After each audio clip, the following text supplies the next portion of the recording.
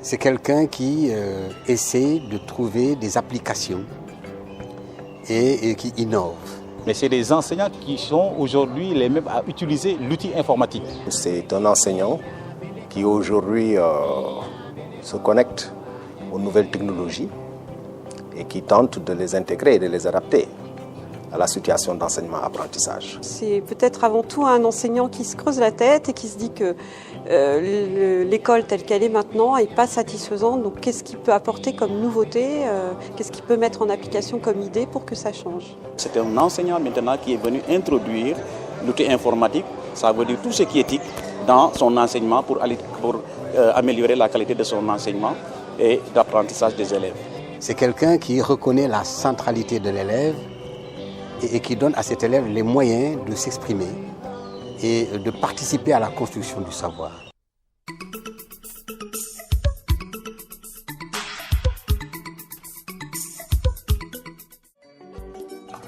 C'est à l'université Cheikh Anta Diop de Dakar que s'est déroulée les 21, 22 et 23 juin dernier la première édition du Forum des enseignants novateurs.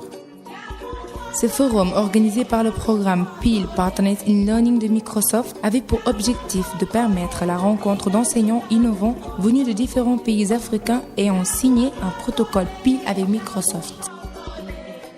Cette rencontre avait entre autres objectifs de stimuler le dialogue et l'échange entre experts des TIS, technologies de l'information et de la communication pour l'éducation, de faire des démonstrations de nouveaux outils développés par Microsoft à des fins pédagogiques et aussi d'encourager les enseignants à développer des solutions intégrant les nouvelles technologies de l'information et de la communication.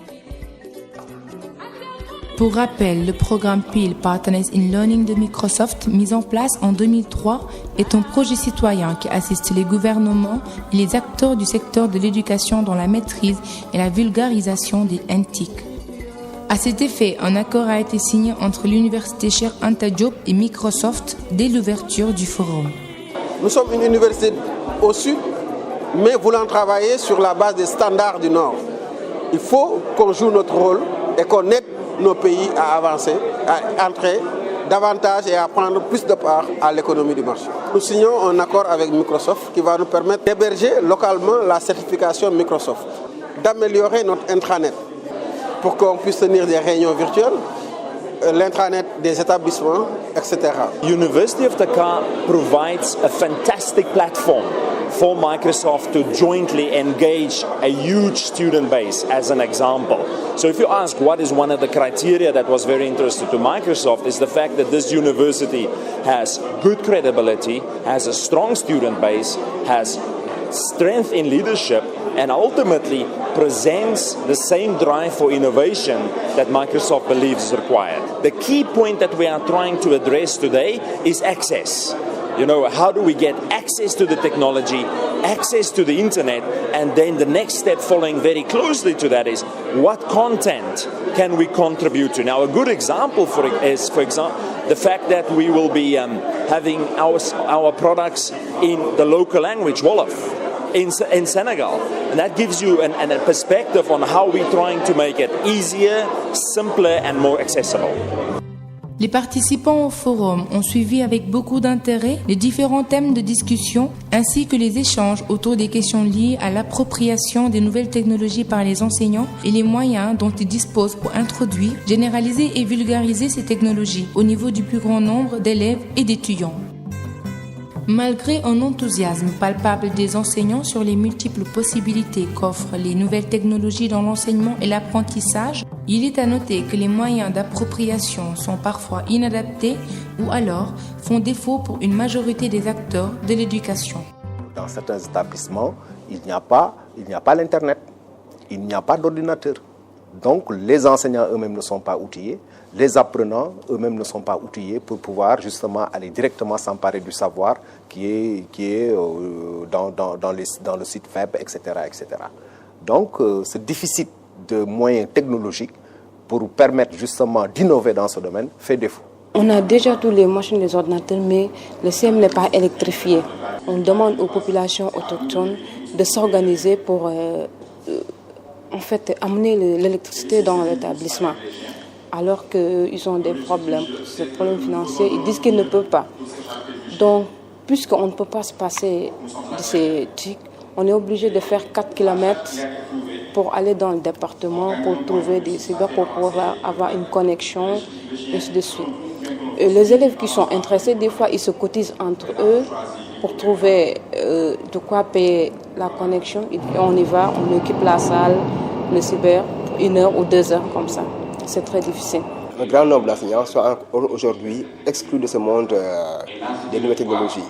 Si on parle des enseignants qui sont exclus de ce monde-là par défaut de formation, mais aussi par défaut d'équipement des écoles, d'équipement adéquat, je veux dire, et d'entretien de cet équipement-là, du type de connexion, la rapidité de la connexion, il est évident donc qu'il y a problème. Il y a aussi problème du point de vue de l'équipement des enseignants en tant que tel, qu'ils puissent avoir des ordinateurs portables avec eux, qu'ils puissent avoir la connexion à l'école, mais aussi qu'ils puissent avoir la connexion à la maison pour pouvoir continuer à faire les recherches, pour continuer à faire des produits. Mais aussi la formation, parce que bon, beaucoup d'entre nous, moi par exemple, j'ai été formé avec WordLinks au départ, mais après il a fallu avoir beaucoup de curiosité, beaucoup de courage. En dépit de ce manque de moyens, les initiatives ne manquent pas pour permettre aux enseignants d'accéder à la formation. Aujourd'hui, l'UCAT a lancé ce grand projet, un ordinateur, un enseignant de l'université. L'UCAT a signé avec la Sonatel un accord cadre qui permet aux enseignants d'avoir un tarif préférentiel pour avoir l'ADSL chez eux. Reste à avoir une bonne politique de formation, d'abord de base à l'outil informatique pour les enseignants qui n'ont pas été formés, pour les enseignants qui veulent encore être formés. Je crois qu'il y a tout un tas d'ateliers de formation aux technologies éducatives qu'il faut mettre en place. Confronter les expériences du Sud à celles du Nord, montrer des exemples concrets d'appropriation des TIS dans les domaines d'éducation, tels étaient les contenus de projets comme WAPEDUC, Projetis ou encore le café pédagogique dont la représentante au forum nous parle. Le café pédagogique, c'est un site internet, un site collaboratif qui est réalisé par une communauté d'enseignants. Il y a une association qui a été créée d'enseignants qui avait envie de faire évoluer l'enseignement par l'utilisation des TIS. Donc nous, notre idée, c'est plutôt d'accompagner des enseignants d'Afrique de l'Ouest à monter leur propre café pédagogique.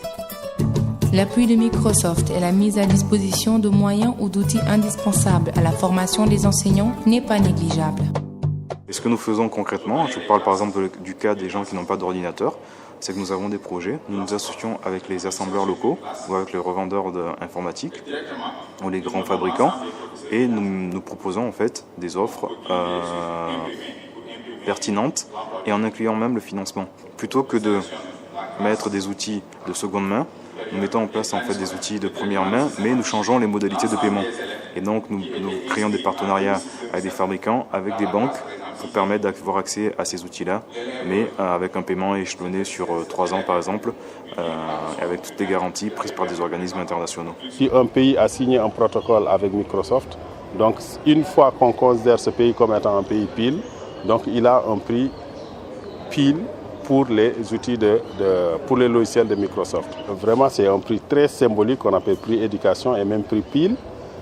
C'est $3 le logiciel, donc c'est absolument rien du tout. On a aussi des modules de formation et on met à la disposition des enseignants un formateur qui les forme sur l'utilisation pédagogique de l'ordinateur.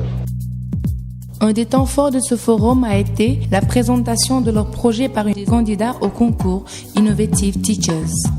Sur la production que j'ai apportée au Sénégal ici, c'est un site web pédagogique. Parce que comme j'enseigne les techniques textiles, les élèves m'approchaient pour avoir certaines notions sur les textiles. Donc j'ai trouvé mieux de faire un site web qui a pour objectif de connaître les textiles, et de faire connaître les textiles et leur entretien. Je l'ai mis en ligne et c'est sur la base même de cette production-là que je suis à Dakar aujourd'hui. Pendant ce forum, nous avons présenté un contenu concernant l'atome au collège.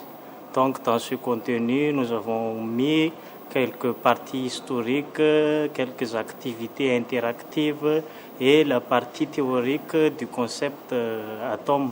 Le contenu, c'est en fait un ensemble de pages interreliées, un ensemble de pages contenant bien entendu des séquences d'enseignement où les élèves auront à cliquer sur ces liens-là pour accéder à leur cours, résumé bien entendu sous forme de fiches. Et c'est une nouvelle façon en fait d'enseigner que nous voulons intégrer chez nous parce que nous voulons rompre avec le système classique d'enseignement. J'ai créé quelques nouvelles approches pédagogiques comme la classe recherche, la classe recherche pluridisciplinaire, la téléclasse, les classes connectiques, les classes web. Pour créer des contenus, comme nous n'avons pas de CD-ROM, les CD-ROM coûtent très cher et les contenus qui y sont ne sont pas conformes à la localité, j'ai pu employer maintenant les outils de Microsoft, que sont Word, Excel, PowerPoint, Access et FrontPage, pour créer des didacticiels et échanger maintenant entre enseignants pour augmenter la qualité, n'est-ce pas, améliorer la qualité de l'enseignement et de l'apprentissage des élèves. En marge du forum s'est déroulée la cérémonie de remise de lot du vainqueur 2007 du concours Imagine Cup de Microsoft. Un concours qui s'adresse aux élèves et étudiants et qui a pour but de les inciter à développer des contenus à applications diverses pouvant contribuer au développement de la communauté. Adam Mboch, lauréat du concours, nous donne son sentiment. J'ai eu à présenter un logiciel de dactylographie. Il permet à tous ceux qui ne savent pas manipuler le clavier de se familiariser au clavier avec leurs 10 doigts en moins de 3 semaines. Et suite à ce concours, le jury m'a décerné le premier prix du meilleur développeur en .NET pour l'Afrique centrale et l'Afrique de l'Ouest. Ce prix me permettra, ça me motivera encore plus, mais au-delà de cela, j'ai déjà monté une petite structure qui est encore un peu timide, mais je crois qu'avec les logiciels comme celui de la gestion scolaire, qui peut être vulgarisé dans la sous-région, et je crois que là, on pourra bel et bien décoller. Il ressort de ce forum qu'une des clés de la vulgarisation du savoir reste le partage d'expériences. Le forum a répondu aux attentes des participants et certains n'ont pas hésité à nous faire part de leurs impressions. Je suis passé donc de l'état pessimiste à véritablement un état enthousiaste. J'ai vu avec le VAP Educ ce qu'on peut faire avec les portables, les Nokia, donc qui est pratiquement entre les mains de tous les enfants à Kolda. Et j'ai vu que c'est possible. Avec les moyens existants, c'est une question d'organisation et de volonté. Et je suis convaincu qu'aujourd'hui, si les gens mettent en synergie l'ensemble des savoir-faire qui existent dans ce pays, il est possible, avec un petit peu de volonté et donc des décideurs, réellement d'utiliser les nouvelles technologies à des fins de révolution, vraiment, donc comme dirait mon formateur, de changement de paradigme. La volonté politique peut aider, mais ce sont les hommes, les acteurs eux-mêmes, qui doivent utiliser l'outil informatique et montrer jusqu'à quel point il est indispensable. Et c'est à nous, qui sommes ici, de montrer ce qu'il est possible de faire. D'ici quelques mois, il faut que nous puissions montrer à nos collègues au moins une application de ce qu'on apprend ici. Si on demande à un enseignant concrètement qu'est-ce qu'il fait pour intégrer ces nouvelles technologies-là, qu'est-ce que ces nouvelles technologies apportent comme plus-value à l'enseignement, ce n'est pas évident. Donc j'ai beaucoup échangé avec des collègues qui m'ont expliqué comment eux, ils procèdent pour intégrer ces nouvelles technologies-là au niveau de leurs cours.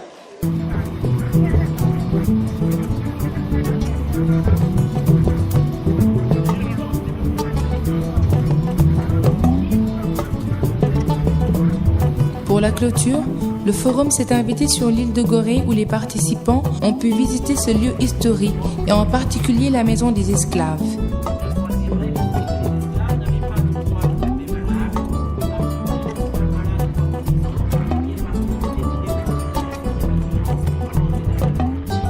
C'est également sur l'île de Gorée que le concours Innovative Teachers a connu son dénouement avec la délibération du jury présidée par M. Abdoulaye Racine Senghor et la proclamation des résultats.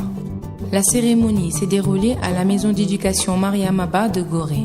Ce n'est pas facile de départager 15 productions de spécialistes qui sont des enseignants qui se sont évertués à innover et à proposer des produits qui puissent permettre de booster l'éducation, de booster l'enseignement.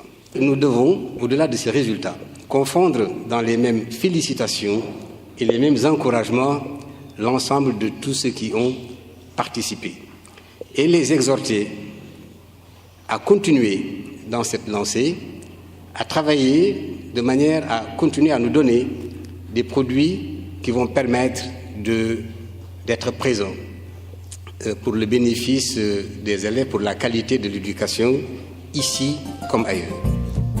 5e, Maodo Fall du Sénégal. 4e prix, M. Mar Mbodj du Sénégal. 3e prix, Joseph Ndong du Sénégal. 2e prix, Baye Sadjara Fall du Sénégal. 1er prix, Ali Kagone du Burkina Faso.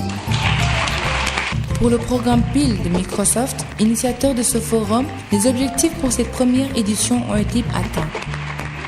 Microsoft a tenu à initier ce forum des enseignants novateurs pour permettre aux enseignants de partager et d'échanger autour de l'utilisation des outils de Microsoft à des fins pédagogiques. Donc, parce que jusque-là, les enseignants, sinon certains, pensent que l'ordinateur n'est là que pour du traitement de texte, des tableaux et autres, alors qu'on peut en faire plus. Et malheureusement, il n'y a que certains enseignants qui l'ont compris. On dit pourquoi ne pas susciter un partage, un échange entre les enseignants pour quand même aller au-delà du traitement de texte et du tableau. Je suis véritablement satisfait parce que je vois un peu que les enseignants sont en train même de s'échanger des cartes de visite et autres pour voir dans quelle mesure améliorer leurs produits. Donc je suis véritablement satisfait à ce niveau.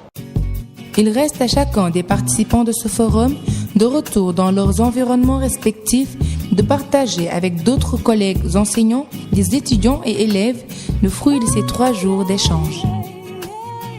Rendez-vous est pris l'an prochain pour un autre forum des enseignants.